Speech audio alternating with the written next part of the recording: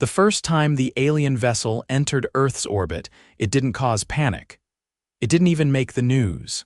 The ship was cloaked, quiet, and hovering somewhere over northern Colorado. Its inhabitants, members of the Xaltraxian diplomatic initiative, had been preparing for decades to establish first contact. They had studied Earth's languages, customs, and biological threats with the diligence of a species that had survived 4 planetary extinctions. They were cautious, deliberate, and thoroughly trained to avoid one particular creature above all others: dogs, not sharks, not bears, not humans with weapons, dogs. The Xaltraxian ambassador, a long-limbed, translucent-skinned being named Xaltrax, stood before a display screen in the ship's briefing room. A looping video showed a German shepherd chasing a mailman, a golden retriever barking at a passing car, and a chihuahua trembling violently while snarling at a boot. Xaltrax's tone was urgent as he addressed the assembled crew. "These creatures," he said, gesturing at the snarling chihuahua, "are unpredictable. Earth's historical footage shows them as companions and protectors, yet also violent and territorial. The smaller ones are often more aggressive." An officer raised a spindly arm. "But are they dominant on the planet?" "No," Xaltrax replied. "They are subdominant, domesticated, owned by humans." He turned to the last slide, a muscular pit bull pulling a man on rollerblades down a city sidewalk, and yet humans willingly live among them. "We must be cautious. Avoid all contact." The crew nodded. It was protocol. The Xaltraxians had survived this long by never underestimating native fauna. 2 days later, Xaltrax and his lead field officer, a junior diplomat named Tirov, landed in Pine Creek, Colorado, a small town nestled against the edge of the Rockies. The mission was simple: observe, initiate low-level contact, and above all, avoid the dogs. They parked their cloaked shuttle in a forest clearing and began their approach on foot, cloaked in adaptive camouflage suits. Their target was a local human known for routine behavior and minimal social contact, a former geologist named Xavier Holcomb. Xavier was not expecting visitors. He was elbow-deep in a busted generator, swearing under his breath in the garage of his mountain cabin. His dog, a massive mutt named Duke half-mastiff, half who knew what lay sprawled on the porch, chewing on something that looked suspiciously like a raccoon skull. "That better not be fresh," Xavier said, wiping his hands. Duke growled softly, not at Xavier, at something in the trees. Xaltrax and Tirov froze mid-step. Their cloaks flickered. Duke stood up. "Crap," Xavier muttered, walking to the porch. "Duke, what is it?" the dog barked once. Loud, deep, the kind of bark that shook windows. Tirov stumbled back, hitting a branch. The cloak glitched again. Xavier's eyes narrowed. "All right, who's out there?" Xaltrax activated the translator embedded in his collar. Against all protocols, he stepped forward. "We mean no harm," he said, decloaking. Xavier stared. "You're not from around here. We are explorers, diplomats," Xaltrax said carefully. "We intended to observe silently. Your creature detected us." "You mean Duke?" Xavier looked down at the dog, who was now sitting, ears perked but calm.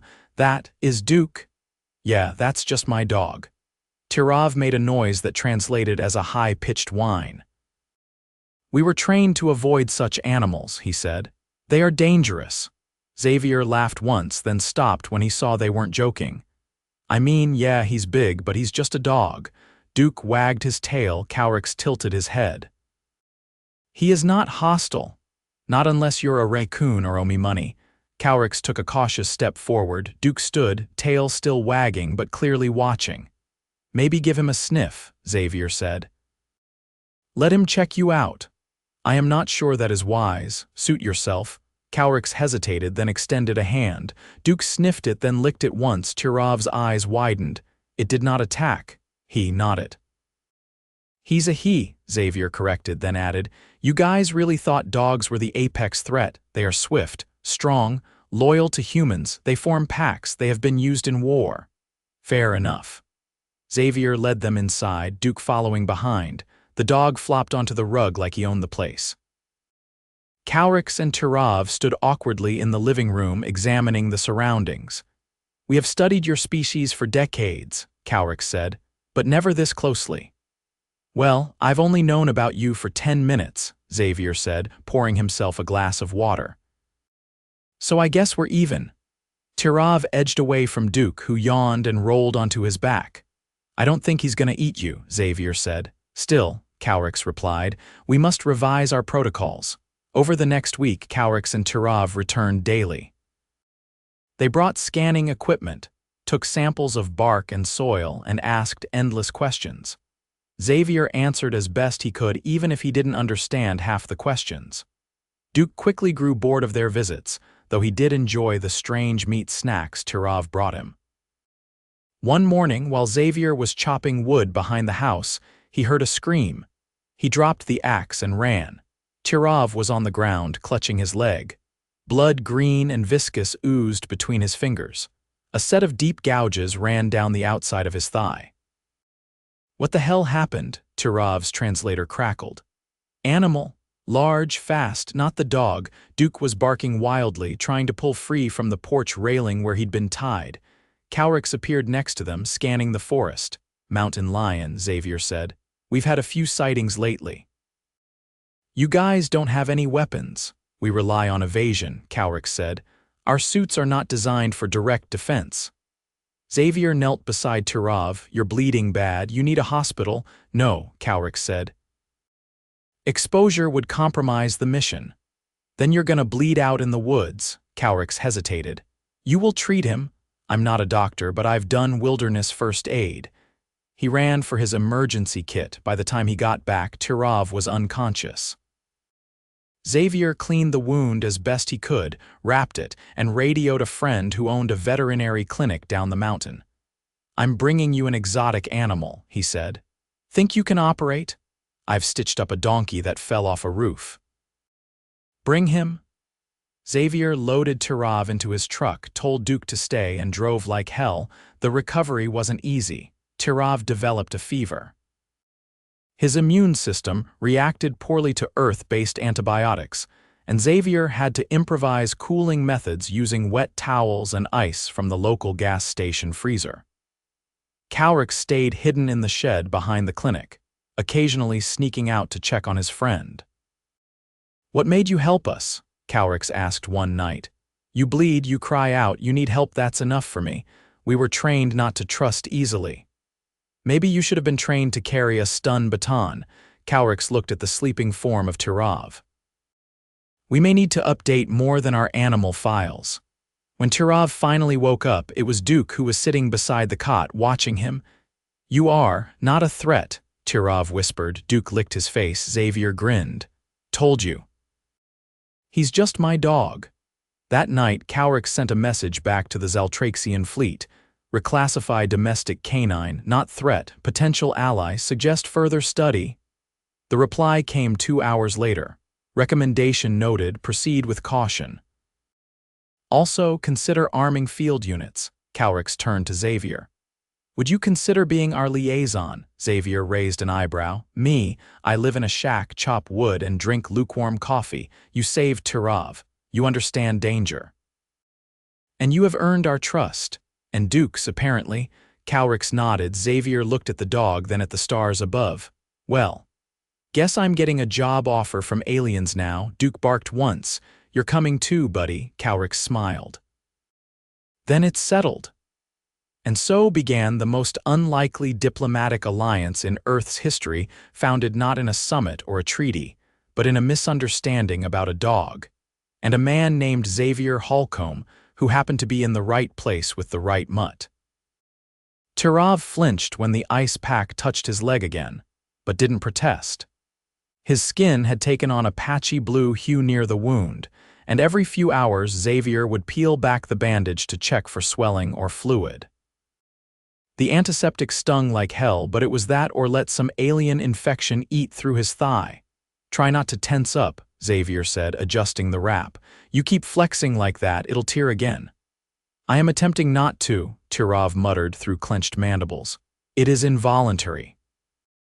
Your gravity pulls unevenly on my lower limbs." Yeah, well, Earth's not about to change for you. Cowrick stood in the corner of the veterinary clinic's back room, examining a metal tray filled with instruments. He tapped one with a long, claw-like digit, then looked at Xavier. "Your tools are crude," he said, "but effective. They're meant for dogs and goats, not interstellar diplomats." "Still," Cowrick said, "they work." Xavier didn't reply. He was busy checking the compression wrap again. The bleeding had stopped 2 days ago, but the tissue around the tear was still raw. He'd done the best he could with the supplies on hand: gauze, iodine, some veterinary sutures, and a steady hand. He hadn't slept more than 4 hours in a row since the first night. Tirav's body had rejected every antibiotic they'd tried except for a mild topical cream used for cat abscesses. That one didn't heal anything, but at least it didn't trigger a seizure. "You should eat," Xavier said, standing up. "You haven't taken more than a sip of broth since yesterday." "I do not feel hunger in the earth sense," Tirav said, eyes half-lidded. "Doesn't matter, you need calories to heal." Cowrick stepped forward. "We brought nutrient packets from the shuttle. I will retrieve them." "No," Xavier said. "Your last packet made him throw up for 6 hours. We'll try something else." He walked to the mini-fridge and pulled out a small plastic container. "This is boiled chicken, no seasoning. If he can't handle this, we're out of options." Tirav glared at the container like it might bite him.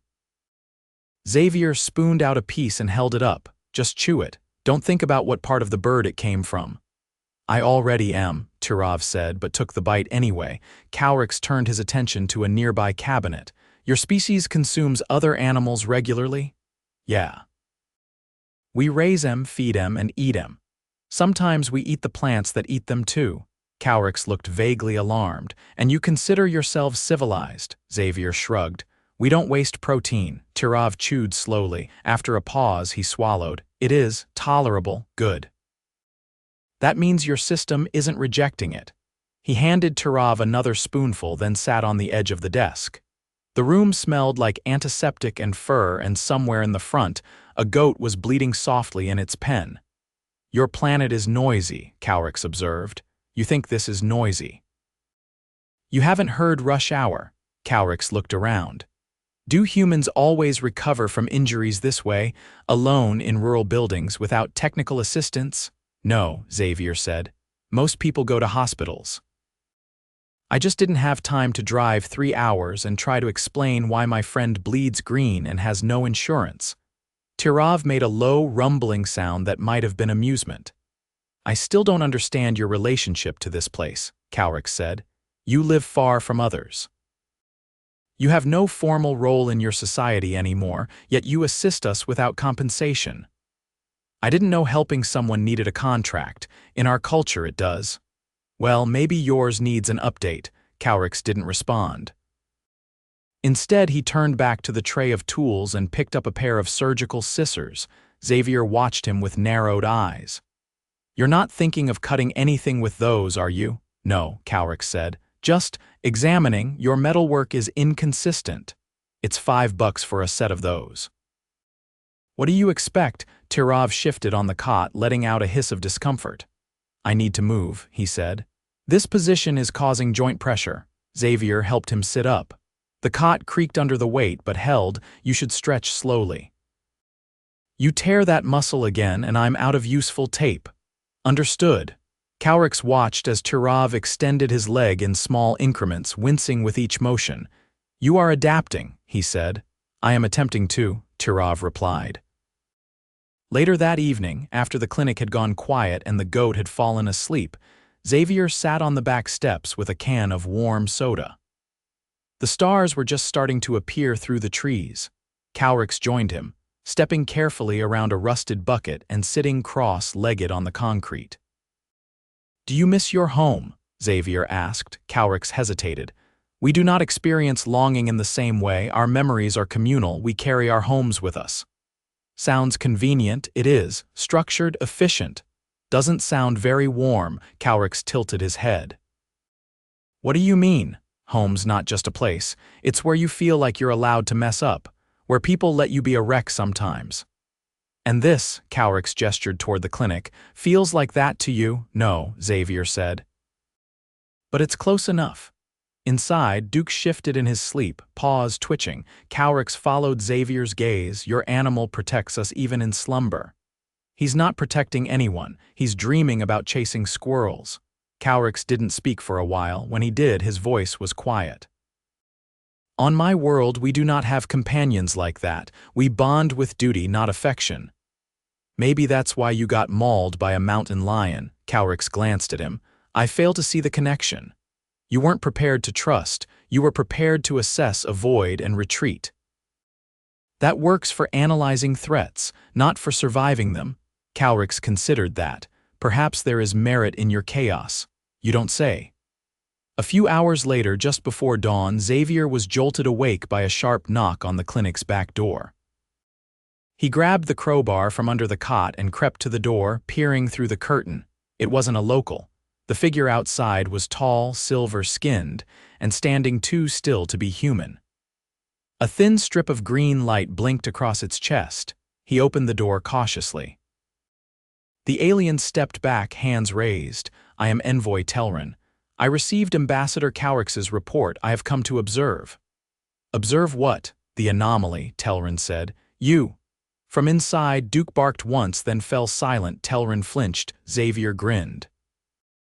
You're scared of my dog, aren't you? I am. Cautious. Cowrix appeared behind Xavier. Telrin, you were not expected for another cycle. I expedited my arrival, Telrin said.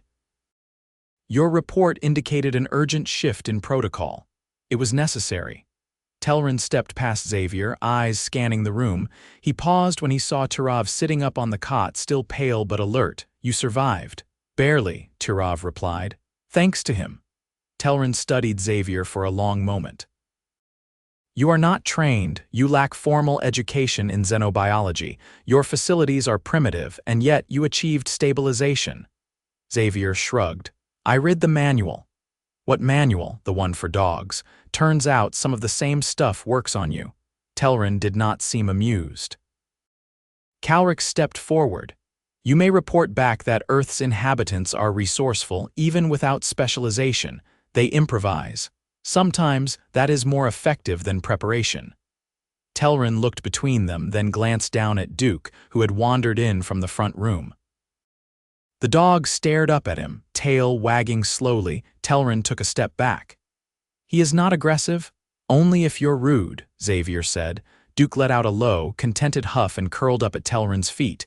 The envoy remained frozen. Cowrix placed a hand on Telrin's shoulder. You will adapt. Telrin didn't move. Xavier opened another can of soda. Welcome to Earth. By the third week, Turav could walk without assistance, though his gait still carried an uneven sway like he was adjusting to a tilted floor. Cowrix monitored his progress closely, recording subtle improvements in posture and balance. Telrin, on the other hand, had yet to understand why the humans didn't keep their animals in containment units, or why Xavier allowed Duke to roam freely through the clinic as if he were co-owner.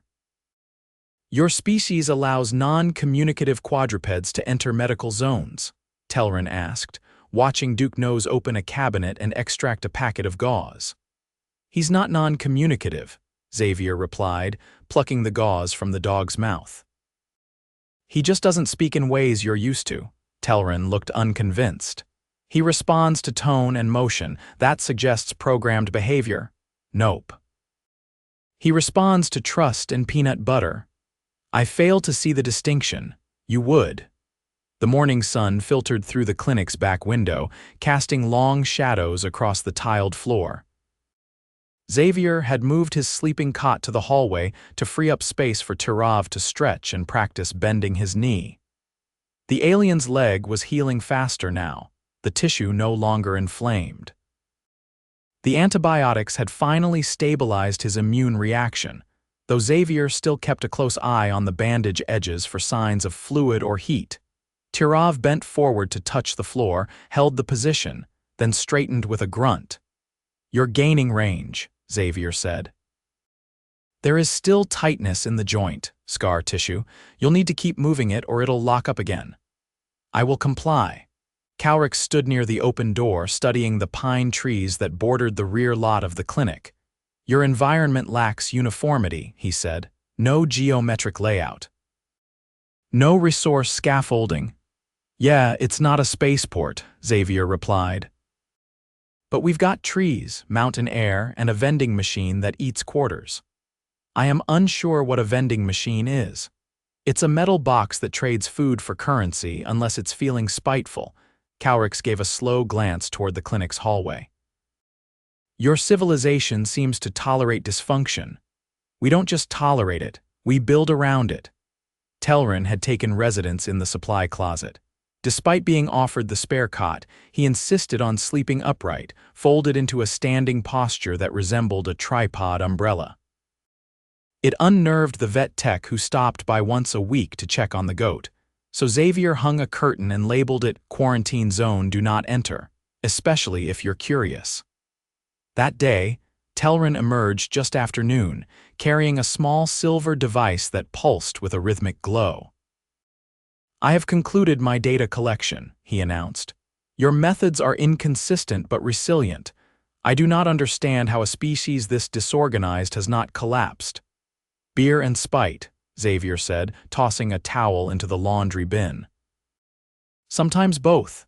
You joke, yet the results are undeniable. Tirav's recovery exceeds standard regenerative metrics. Cowrick attributes this to your intervention." "I didn't do anything special. I cleaned the wound, fed him, and kept the infection from spreading." "That's just basic first aid." "Your basic appears to defy our predictive models." Xavier leaned against the wall. "Maybe your models are too tidy." Tirav had lowered himself into a sitting position again, working a resistance band around his foot. He didn't speak, just nodded slightly as he pulled against the tension. Telrin stepped closer to Xavier. "I have one remaining anomaly to explore. Go on." "Your social impulse. You offered assistance without obligation, continued care without compensation, risked exposure for an unknown species." "Why?" Xavier rubbed his jaw, eyes narrowing slightly. "You ever needed help?" Telrin paused. "I have experienced operational failure." "Did someone help you?" "Yes, a repair drone, not the same." "Explain." Xavier walked over to the sink, rinsed his hands, then dried them on his jeans.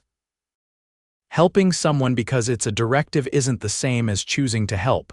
One's mechanics, the other's, I don't know, decency? This concept is not quantifiable. Neither is grief or forgiveness, or why Duke howls when the moon's full. Doesn't mean they don't matter." Telrin looked at the dog, who had now taken up residence under the examination table, snoring faintly. "I do not comprehend his loyalty." "You don't need to. He doesn't do it for you." Cowrick stepped inside, folding his arms. "We have debated this. The loyalty of non-sapient species complicates our threat assessments, but perhaps it also provides an opportunity." "Opportunity for what?" Telrin asked, recalibrating our diplomacy. That afternoon, they moved the recovery regimen outside. Tirav gripped a makeshift walking stick, a broom handle cut down and wrapped in duct tape, and followed a narrow footpath behind the clinic. Xavier walked beside him, watching for signs of strain. "Don't lock the knee. Keep it soft." "I am attempting that." "You're compensating with your left hip. Try engaging the quad instead." Tirav adjusted his stance and took 2 more steps. "You are unexpectedly skilled in locomotor correction." "I used to hike a lot." "You learn what pain means." "I regret that your knowledge came through injury." "Most knowledge does." Farther up the path, Cowrick and Telrin stopped by a cluster of wildflowers. Cowrick scanned a bloom with a small handheld device. Telrin stared at it without touching. "They grow without arrangement," Telrin said. "No symmetry. Yet they serve function: pollination, soil retention, aesthetic appeal." "I question the purpose of aesthetic appeal on a resource-poor world." "Perhaps that's why it matters more." By late afternoon, they returned to the clinic. Tirav eased himself onto the bench by the back door and exhaled deeply.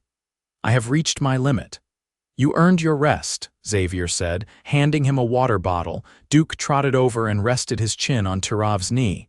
The alien hesitated, then gently patted the dog's head. I do not understand his forgiveness, he said softly. You didn't do anything to him. I frightened him. I feared him. Xavier sat on the bench beside them. He doesn't hold grudges. He just wants to be near the people he trusts. Tirov looked down at the dog. He trusts me. Looks that way. Telrin joined them, his expression unreadable. I have completed my evaluation, he said. Your species is erratic, inefficient, and emotionally volatile. Thanks, Xavier muttered. However, Telrin continued, you possess a compensatory trait, adaptive empathy.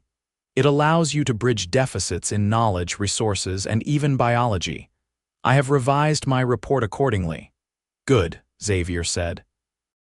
Maybe next time you'll send someone who doesn't think a dog's a biochemical landmine. Cowrix stepped forward. Telrin will return with the updated findings. I will remain to continue our observation. You sure about that? Xavier asked. You'll miss out on all that symmetry and efficiency back home. I have learned more here than I have in 5 cycles of structured research. Duke let out a satisfied sigh and rolled onto his side, pressing against Tirov's leg. You're not going to keep feeding him those weird jerky strips, are you? Xavier asked. They are high in protein. They also smell like a tire fire. Tirov looked at the bag in his lap. He seems to enjoy them. Xavier shook his head. Fine. But if he starts glowing, that's on you. Telrin activated his communicator. Departure protocol initiated. As the shuttle shimmered into view, its sleek form descending into the clearing behind the clinic, Telrin turned to Xavier. You altered protocol with no formal authority, that is. Disruptive. Sometimes disruption's the only thing that gets noticed. Telrin nodded once, then boarded without another word. The shuttle lifted silently into the sky, vanishing through the clouds. Cowrix remained by the door, watching the horizon. Will your government be aware of our presence now? Nah, Xavier said. I didn't tell anyone who'd believe me. That is convenient. Also keeps things quiet. Tirov stood slowly, favoring his good leg. I believe I am ready to resume my duties. You're still limping. I can compensate.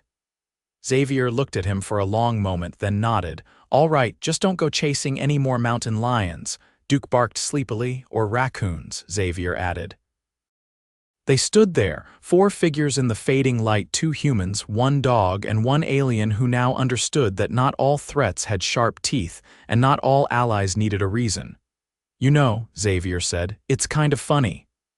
What is? Cowrix asked. You came here thinking the dog was the problem. Cowrix looked down at Duke. We were wrong.